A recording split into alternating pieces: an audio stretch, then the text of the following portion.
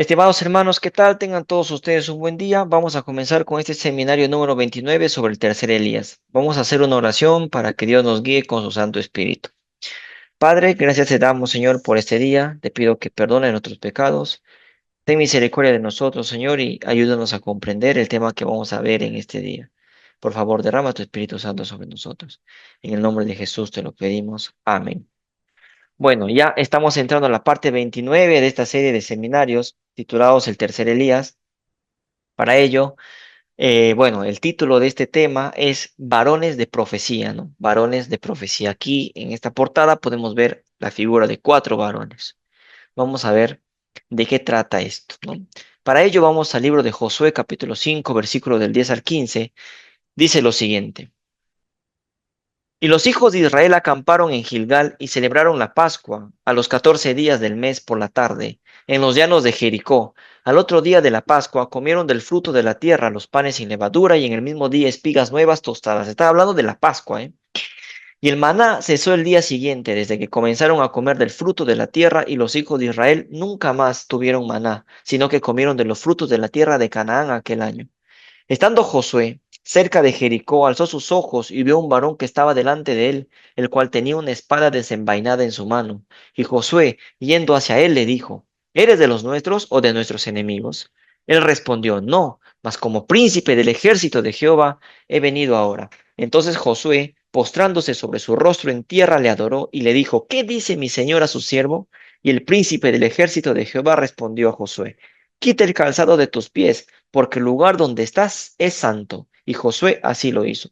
Aquí hay una serie de relaciones, ¿no? Entre Josué, tercer Elías, la Pascua, primavera. Sabemos que en Pascua Juan el Bautista comenzó su ministerio en primavera, ¿no? Tercer Elías también comenzó su ministerio en primavera. Josué aquí tiene una relación con Moisés también, porque a Moisés también se le dijo que quite el calzado de sus pies, ¿no? Porque la tierra donde él estaba es santa. Y lo mismo le dijo Jehová a Josué.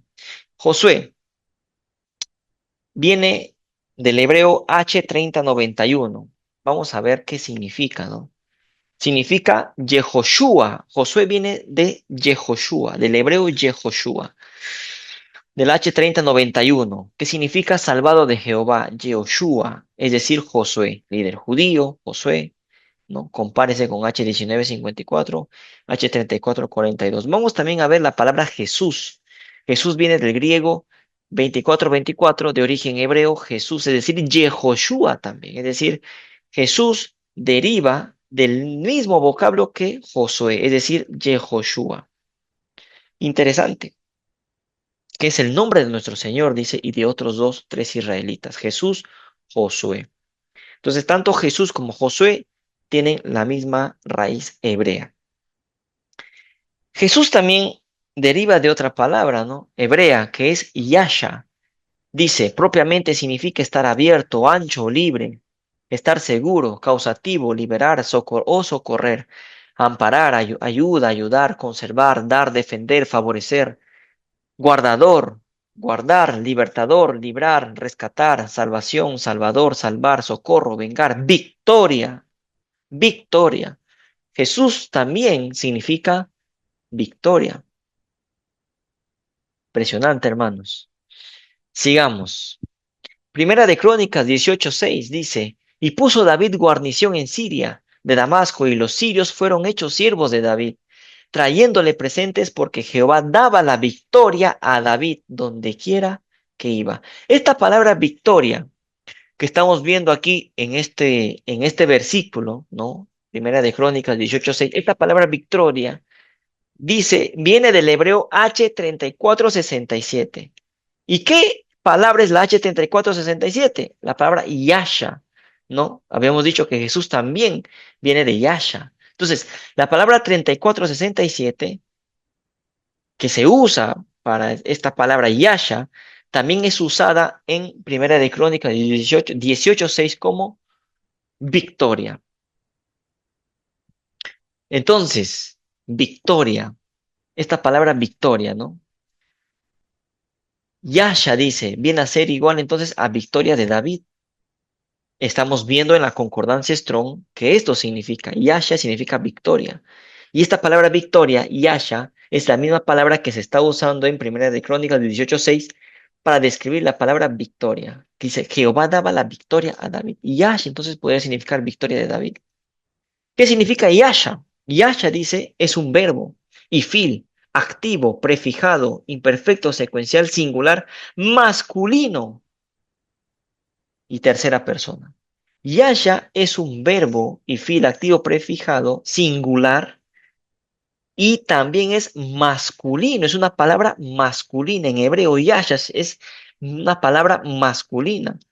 Si es masculina, entonces en vez de victoria, se podría decir también Víctor, porque es masculino, ¿no? Impresionante. Yasha entonces podría ser también Víctor de David, ¿no? Porque la palabra victoria en este vocablo hebreo, en Yasha, es masculino. Victoria, Víctor, masculino. Impresionante cómo la palabra de Dios y la concordancia Strong, ¿no? El hebreo nos va dando luz, mucha luz sobre el tema del tercer Elías, hermano. Vamos a Habacuc, capítulo 3, versículo del 1 al 8, siguiendo esta palabra victoria, ¿no? Dice, oración del profeta Habacuc sobre Sigionot. Oh Jehová, he oído tu palabra y temí. Oh Jehová, aviva tu obra en medio de los tiempos hazla conocer. En la ira, acuérdate de la misericordia. Dios vendrá de Temán y el santo desde el monte de Parán, Selah. Su gloria cubrió los cielos y la tierra se llenó de su alabanza. Y el resplandor fue como la luz, rayos brillantes salían de su mano, costado, ¿no? Y allí estaba escondido su poder. Delante de su rostro iba mortandad y a sus pies salían carbones encendidos. Se levantó y midió la tierra, miró e hizo temblar las gentes. Los montes antiguos fueron desmenuzados, los collados antiguos se humillaron. Sus caminos son eternos. He visto las tiendas de Cusán en aflicción, las tiendas de la tierra. Las tiendas de la tierra de Madián temblaron. ¿Te airaste, oh Jehová, contra los ríos? ¿Contra los ríos te airaste? ¿Fue tu ira contra el mar cuando montaste en tus caballos y en tus carros de victoria? Esta palabra caballos y carros de victoria nos recuerda a este texto que leímos en Zacarías, ¿no? Estos caballos que salían hacia el norte, hacia el sur. Sabemos, ¿no? Vimos esta clase. Interesante, ¿no? Fue tu ira contra el mar cuando montaste en tus caballos y en tus carros de victoria. Esta palabra victoria dice que viene del H 3444, ¿no? Que es Yeshua. O sea, va por ahí, dice, ¿no? Yeshua. Esto es femenino incluso. Participio pasivo de H 3467. Algo salvo. Dice, liberación, de aquí, auxilio, victoria, prosperidad, liberación, prosperidad, salvación, salvador, salvar, triunfo, victoria. Entonces, la palabra victoria tiene, viene, dice, de Yeshua, que es femenino, la H 3444, pero también hay otra, ¿no? La palabra victoria también viene de otro vocablo hebreo que es yasha, que es victoria, pero en masculino. Entonces aquí tenemos dos victorias, uno en masculino y uno en femenino. La del femenino es la H 3444 y la del masculino es la H 3467, como lo hemos visto anteriormente. Voy a retroceder para ver, ¿no? H 3467 y yasha, que significa victoria en masculino, pero en femenino tenemos la H 3444, que es victoria también, pero que viene de Yeshua. Entonces tenemos victoria en masculino y en femenino. Por lo tanto, tenemos Yasha, que es masculino, y Yeshua, que es femenino, ¿no? Que es los vocablos donde deriva el nombre de Jesús. Entonces, en masculino tenemos Yasha, Cristo, David, ¿se acuerdan? Victoria de David, Primera de Crónicas 18:6, y el tercer Elías. En femenino tenemos la iglesia. A David tenemos a sus valientes, a sus guerreros, y al tercer Elías tenemos con el tercer Elías tenemos a los 144,000. Es decir, mientras que Yasha viene a ser en singular, masculino, Cristo, David, tercer Elías, Yeshua viene a ser femenino.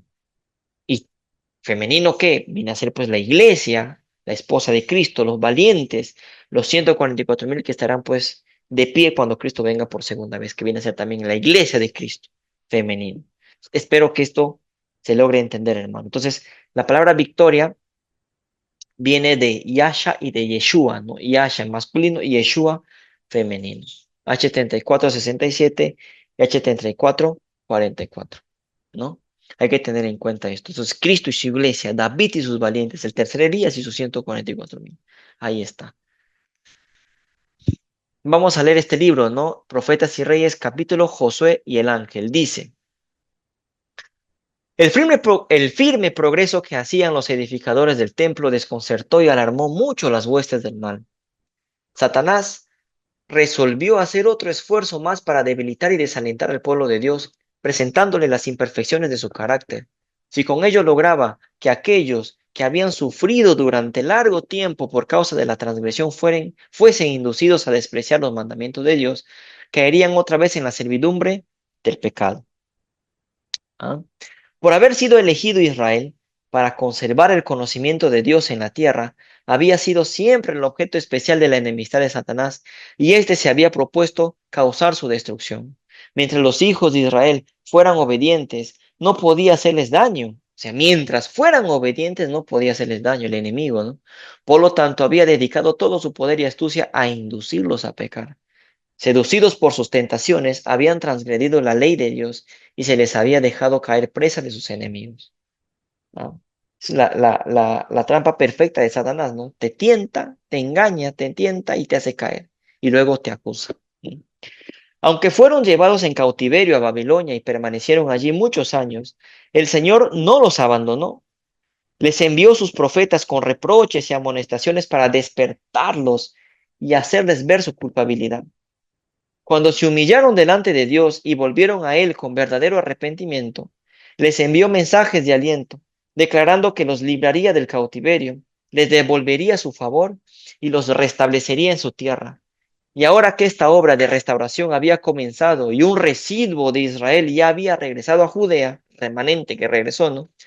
Satanás estaba resuelto a frustrar el cumplimiento del propósito divino. Y para este fin estaba tratando de inducir a las naciones paganas a destruirlo completamente. ¿Mm? Impresionante, ¿no? Satanás va a por Jerusalén, va a por Israel, ¿no? A por ese pueblo remanente que había regresado de Babilonia. Pero en esa crisis el Señor fortaleció a su pueblo con buenas palabras, palabras consolatorias. Mediante una ilustración impresionante de la obra de Satanás y la de Cristo, reveló el poder de su mediador para vencer al acusador de su pueblo. En una visión, el profeta contempla a Josué, el gran sacerdote, vestido de vestimentas viles, en pie delante del ángel de Jehová, impetrando la misericordia de Dios en favor de su pueblo afligido.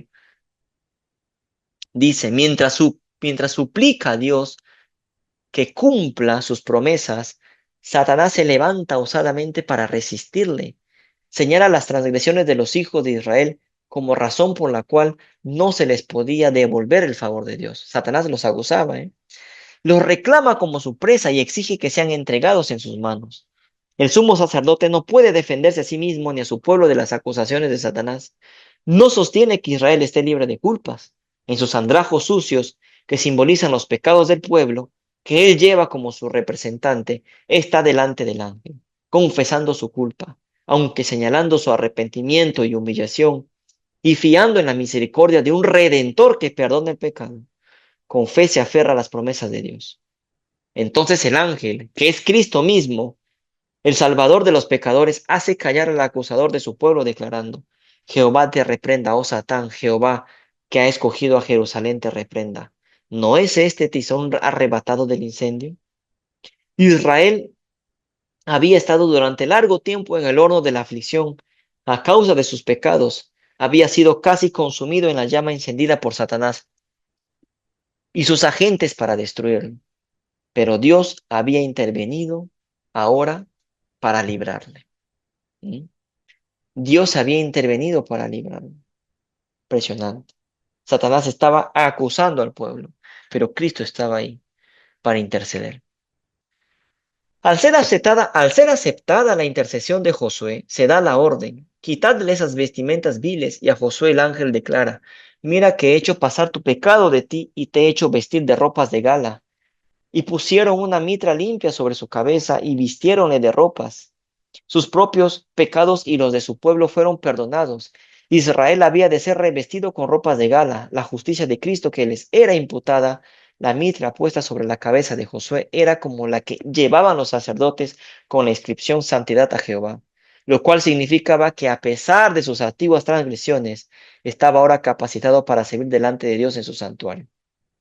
El ángel declaró entonces: Así dice Jehová de los ejércitos, si anduvieres por mis caminos y si guardares mi ordenanza, también tú gobernarás mi casa, también tú guardarás mis atrios, y entre estos que aquí están te daré plaza. Si obedecía, se le honraría como juez o gobernante del templo y todos sus servicios. Interesante esta cita, dice, andaría entre los ángeles que lo acompañarían aún en esta vida y al fin se uniría a la muchedumbre glorificada en derredor del trono de Dios. Es decir, si cumplía sus mandamientos, si obedecía a Dios, dice que andaría entre los ángeles en esta vida, en este mundo. Los ángeles acompañarían, ¿no?, a Josué y a su pueblo también. Eso también es para nosotros. Vamos a seguir leyendo. Dice, escucha pues ahora, Josué, gran sacerdote, tú y tus amigos que se sientan delante de ti, porque son varones simbólicos. ¿Quiénes son estos varones simbólicos? He aquí yo traigo a mi siervo, el pimpollo, dice, el renuevo, ¿no? El pimpollo era la esperanza de Israel, era por la fe en el Salvador venidero, como Josué y su pueblo recibían perdón. ¿Cómo recibían perdón? Por la fe en Cristo. Por la fe en Cristo les era devuelto el favor de Dios. En virtud de sus méritos, si andaban en sus caminos y guardaban sus estatutos, serían varones simbólicos, honrados como los escogidos del cielo entre las naciones de la tierra. Hay un símil acá con los 144,000, porque son los escogidos del cielo también entre las naciones de la tierra, ¿no? Y son, dicen, varones simbólicos. Vamos a ver qué más nos dice sobre los varones simbólicos. Zacarías capítulo 3, versículo del 6 al 8 dice, y el ángel de Jehová amonestó a Josué diciendo, así dice Jehová de los ejércitos, si anduviereis por mis caminos y si guardares mi ordenanza, también tú gobernarás mi casa, también guardarás mis atrios, y entre estos que aquí están te daré lugar. Escucha pues ahora, Josué, sumo sacerdote, tú, ahí tienes al individuo, y tus amigos, ahí tienes al pueblo, que se sientan delante de ti, porque son varones simbólicos, pues todos ustedes son como una señal profética. He aquí, yo traigo a mi siervo el renuevo. Impresionante. Josué, que viene a ser, digamos, un símbolo de Elías, y sus amigos se sientan delante, ¿no? O sea, tienes al individuo, Josué, y tienes al pueblo. Y dice, ¿quiénes son ellos? Varones simbólicos, varones que tienen la señal profética. Y dice después, he aquí, yo traigo a mi siervo el renuevo. ¿Quién es el renuevo? Es Cristo. Yo traigo a mi siervo el renuevo, es decir, traer a Cristo. ¿Traer a Cristo qué significa? Segunda venida de Cristo. Estos varones simbólicos, estos varones de profecía, dice, tienen la señal profética y su señal profética es la predicación del cuarto ángel de la segunda venida de Cristo. Esto es lo que nos está diciendo acá. Que estos varones simbólicos tienen una señal profética y luego dice que esa señal profética, ¿no? He aquí yo traigo a mi siervo el renuevo. He aquí yo traigo a mi siervo, a Cristo. He aquí yo traigo a Cristo. Cristo viene en su segunda venida. Entonces, ¿cuál es la señal profética de estos varones simbólicos? ¿Cuál es la señal profética de nuestro ministerio, de nuestra iglesia cristiana, ministerio del cuarto ángel? ¿Cuál es la señal profética de nosotros? Esto, predicar la segunda venida de Cristo, traer al renuevo en su segunda venida. ¿Qué es lo que va a hacer? ¿Qué es lo que va a suceder? Es un paralelo, hermanos, tiene un paralelo impresionante con este texto con nuestra época, ¿no? Con nuestra iglesia, con el tercer Elías, con el pueblo del tercer Elías. Tienes Yasha, masculino, Cristo, David, tercer Elías, y también tienes a Josué. Y en Yeshua, que es femenino, tienes a la iglesia, valiente, los 144,000, y esos varones simbólicos, que son esos varones de profecía, esas personas que tienen la señal profética, que predican la segunda venida de Cristo. Es una profecía también, la segunda venida de Cristo también es una profecía, que se cumplirá de aquí a 6 años. Bueno, dentro de muy poco tiempo, estamos en 2025 ahora, ¿no? Así como Satanás acusaba a Josué y a su pueblo en todas las edades, ha acusado a los que buscaban la misericordia y el favor de Dios. todas las edades, Satanás ha acusado al pueblo de Dios. Es el acusador de nuestros hermanos, el cual acusaba delante de nuestro Dios día y noche, dice Apocalipsis 12:10. La controversia se repite acerca de cada alma rescatada del poder del mal, y cuyo nombre se registra en el libro de la vida del Cordero. Nunca se recibe alguno en la familia de Dios sin que ello excite la resuelta resistencia del enemigo. Pero el que era entonces la esperanza de Israel, así como su defensa, justificación y redención, es hoy también la esperanza de la iglesia. Cristo, obviamente, ¿no? Las acusaciones de Satanás contra aquellos que buscan al Señor no son provocadas por el desagrado que le causen sus pecados. El carácter deficiente de ellos le causa regocijo, Satanás, ¿no? Porque sabe que solo si violan la ley de Dios puede él dominarlos. Sus acusaciones provienen únicamente de su enemistad hacia Cristo. Por el plan de salvación, Jesús está quebrantando el dominio de Satanás sobre la familia humana y rescatando almas de su poder. Todo el odio y la malicia del jefe de los rebeldes se encienden cuando contempla la evidencia de la supremacía de Cristo, y con poder y astucia infernales obra para arrebatar los hijos de los hombres que han aceptado la salvación. Induce a los hombres al escepticismo, haciéndoles perder la confianza en Dios y prepararse de su amor. Los tienta a violar su ley. Luego, después que los tienta, después que les hace violar la ley, Satanás los reclama como cautivos suyos y disputa el derecho de Cristo a quitárselos. Impresionante, como jugada maestra del diablo, ¿no? Que tienta a pecar luego que peca la gente, ¿no? Luego que la gente peca, Satanás los reclama y los disputa, dice, el derecho de Cristo a quitárselo, ¿no? Satanás sabe que aquellos que buscan a Dios fervientemente para alcanzar perdón y gracia los obtendrán. Si así nosotros vamos y buscamos a Dios para alcanzar perdón y gracia, lo obtendremos. Satanás sabe muy bien esto, que si buscamos arrepentimiento, digamos, que si vamos a Dios y buscamos a Dios con arrepentimiento y le pedimos perdón y gracia, lo obtendremos. Satanás sabe eso. La pregunta es, ¿nosotros sabemos eso? ¿Sabemos eso? ¿Sabemos que buscando a Dios fervientemente podemos alcanzar perdón y gracia? ¿Sabemos eso? Satanás lo sabe. Por eso es que quiere arrebatarnos, ¿no?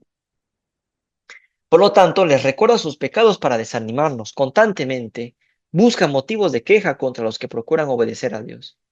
Trata de hacer aparecer como corrompido aún su servicio mejor y más aceptable mediante estratagemas incontables y de las más sutiles y crueles. Intenta obtener su condenación.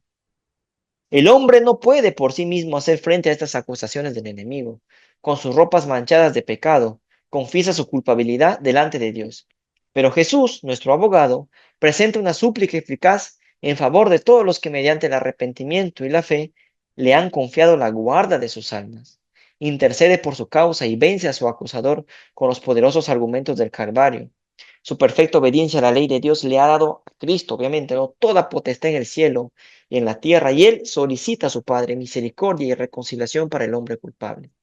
Al acusador de sus hijos declara: Jehová te reprenda, oh Satanás. Estos son la compra de mi sangre, tizones arrancados del fuego. Y los que confían en él, con fe reciben la consoladora promesa: mira que he hecho pasar tu pecado de ti y te he hecho vestir de ropas de gala. Ya vamos terminando. Todos los que se hayan revestido del manto de la justicia de Cristo subsistirán delante de él como escogidos fieles y veraces. Satanás no puede arrancarlos de la mano de Cristo. Este no dejará que una sola alma que con arrepentimiento y fe haya pedido su protección caiga bajo el poder del enemigo.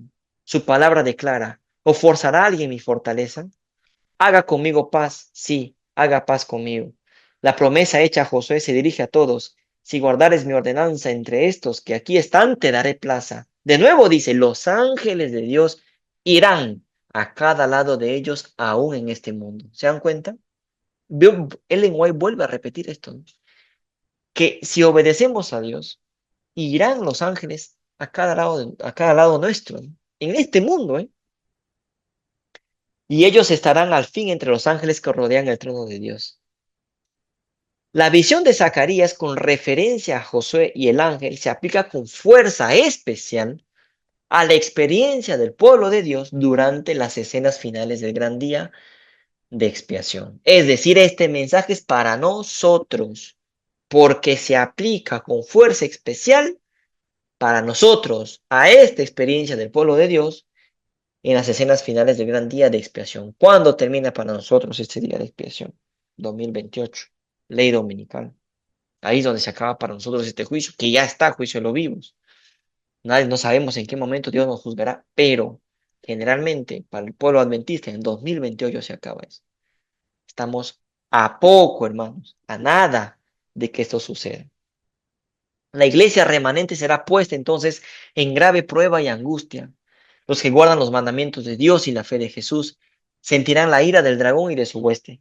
Satanás considera a los habitantes del mundo súbditos suyos. Ha obtenido el dominio de muchos cristianos profesos, pero allí está ese pequeño grupo que resiste su supremacía. Si él pudiese borrarlo, de la tierra, su triunfo sería completo.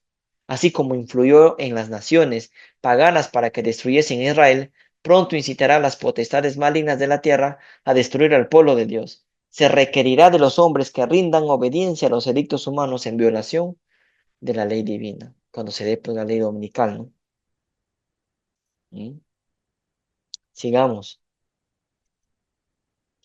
Satanás tiene un conocimiento exacto de los pecados que por sus tentaciones ha hecho cometer a los hijos de Dios e insiste sus acusaciones contra ellos. Declara que por sus pecados han perdido el derecho a la protección divina y reclama el derecho de destruirlos. Los declara tan merecedores como él mismo de ser excluidos del favor de Dios. Son estos, dice, los que han de tomar mi lugar en el cielo y el lugar de los ángeles que se unieron a mí. Profesan obedecer la ley de Dios, pero han guardado sus preceptos. No han sido amadores de sí mismos más que de Dios. No han puesto sus propios intereses antes que su servicio. No han amado las cosas del mundo. Mira los pecados que han señalado su vida. Contempla su egoísmo, su malicia, su odio mutuo. Me desterrará Dios a mí y a mis ángeles de su presencia, y sin embargo recompensará a los que fueron culpables de los mismos pecados, piensa él, ¿no? Satanás, tú no puedes hacer esto con justicia, oh Señor. La justicia exige que se pronuncie sentencia contra ellos. Sin embargo, aunque los seguidores de Cristo han pecado, no se han entregado al dominio de los agentes satánicos, se han arrepentido de sus pecados, han buscado al Señor con humildad y contrición, y el abogado divino intercede en su favor. El que más fue ultrajado por su ingratitud, el que conoce sus pecados y también su arrepentimiento, hablando de Cristo, ¿no? Declara, Jehová, te reprenda, oh Satán. Yo di mi vida por estas almas. Sus nombres están esculpidos en las palmas de mis manos. Pueden tener imperfecciones de carácter, pueden haber fracasado en sus esfuerzos, pero se han arrepentido y las he perdonado y aceptado. Los asaltos de Satanás son vigorosos, sus engaños terribles, pero el ojo del Señor está sobre sus hijos. La aflicción de estos es grande, las llamas parecen estar a punto de consumirlos, pero Jesús los sacará como oro probado en el fuego. Su índole terrenal debe ser eliminada para que la imagen de Cristo pueda reflejarse perfectamente. Y aquí terminamos, hermanos. En el tiempo del fin, en nuestros tiempos, en este tiempo, por eso este mensaje es para nosotros, hermanos. ¿Ah? Los hijos de Dios estarán suspirando y clamando por las abominaciones cometidas en la tierra. Con lágrimas advertirán a los impíos el peligro que corren al pisotear la ley divina, y con tristeza indecible y penitencia se humillarán delante del Señor. Los impíos se burlarán de su pesar y ridiculizarán sus solemnes súplicas, pero la angustia y la humillación de los hijos de Dios dan evidencia inequívoca de que están recobrando la fuerza y nobleza de carácter perdidas como consecuencia del pecado. ¿Por qué se están acercando más perdón, porque se están acercando más a Cristo y sus ojos están fijos en su perfecta pureza? Disciernen tan claramente el carácter excesivamente pecaminoso del pecado. La mansedumbre y humildad de corazón son las condiciones indispensables para obtener fuerza y para alcanzar la victoria. Una corona de gloria aguarda a los que se postran al pie de la cruz. Mientras Satanás ha estado insistiendo en sus acusaciones, los ángeles santos invisibles han ido de un lado a otro poniendo sobre los fieles el sello del Dios viviente. Estos son los que están sobre el monte de Sión con el Cordero, teniendo el nombre del Padre escrito en sus frentes. Cantan el nuevo himno delante del trono, ese himno que nadie puede aprender sino los 144,000 que fueron redimidos de la tierra. Este mensaje, hermanos, es para nosotros. Estos, los que siguen al Cordero por donde quiera que fuere, Estos fueron comprados de entre los hombres por primicias para Dios y para el Cordero. Y en sus bocas no ha sido hallado engaño, porque ellos son sin mácula delante del trono de Dios. Estos se cumplirán totalmente estas palabras del ángel. Perdón, entonces se cumplirán totalmente estas palabras del ángel. Escucha pues ahora, Josué, gran sacerdote, tú y tus amigos que se sientan delante de ti, porque son varones simbólicos, varones de profecía. He aquí yo traigo a mi siervo el pimpollo, el renuevo. Cristo es revelado como el redentor y libertador de su pueblo. Entonces serán en verdad los que forman parte del remanente, varones simbólicos cuando las lágrimas y la humillación de su peregrinación sean reemplazadas por el gozo y la honra en la presencia de Dios y del Cordero. En aquel tiempo, el renuevo de Jehová será para hermosura y gloria, y el fruto de la tierra para grandeza y honra a los librados de Israel. Y acontecerá que el que quedare en Sión y el que fuere dejado en Jerusalén será llamado santo, todos los que en Jerusalén están escritos entre los vivientes. Hermanos, espero que el seminario de hoy se haya entendido. Sabemos que el mensaje que se muestra en estas escrituras, ¿no?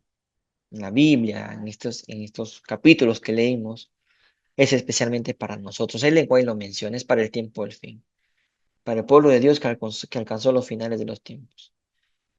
Hay que anhelar para ser esos varones simbólicos, esos varones de profecía.